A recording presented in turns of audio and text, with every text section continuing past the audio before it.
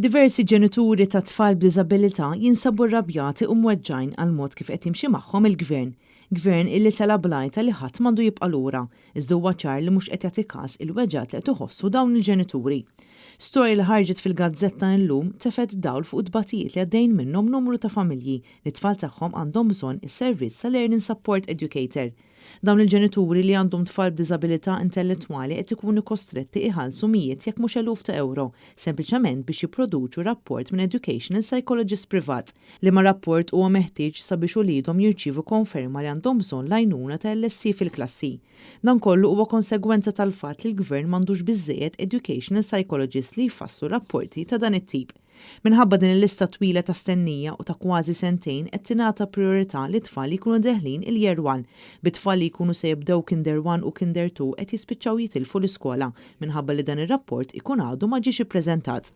NetNews staqsa lill-Ministru responsabbli mill-Inklusività Giulia Farrugia Portelli dwar din is-sitwazzjoni qed taffettwa lil diversi familji bit-tweġiba tikkonferma li l-Gvern qatt m'għandu ebda soluzzjoni konkreta. Ministru, diversi ġenituri ta' tfal b'diżabilità meta ikunu sfurzati jħallsu l-flus minħabba li m'hemmx biżżejjed education psychologist mal-Gvern. Inħatijek bħala Ministru l-Gvern x'qed jagħmel f'din ir-rigward?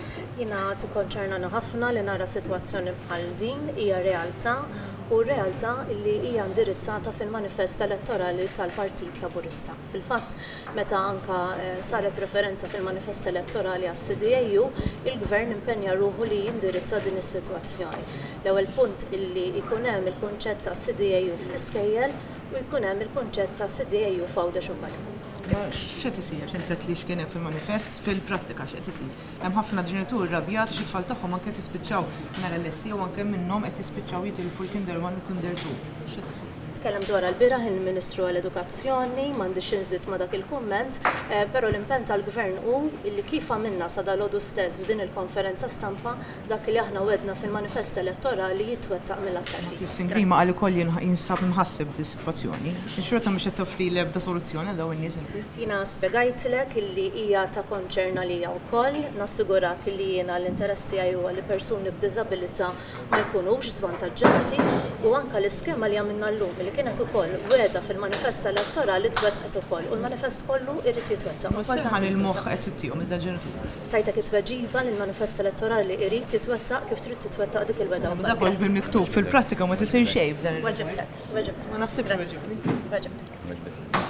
It-tweġiba li tat il-Ministru tal-Inklusività ma tantx tat serħan il-moħħ lil ġenituri li qed jispiċċaw jonfqu ammont kbir ta' flus, sempliċement minħabba nuqqasijiet li qed isiru min-naħa tal-Gvern.